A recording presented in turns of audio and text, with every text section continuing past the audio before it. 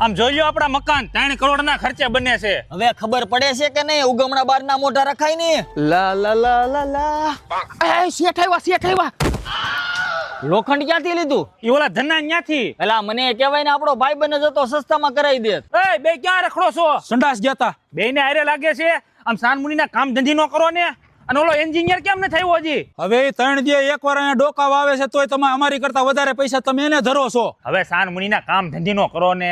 હવે આવા કડિયા હોય મને કીધું હોત તો. આમ જો આની અંદરથી હોનાનો ઘડો નીકળે ને એટલે સાનું મુનું આપણે ભાગ પાડી લેવું, શેઠને નથી કહેવાનું. આમ જો મહેમાન આપણા અહીંયા 10 બાય 10 નું બાથરૂમ આવશે.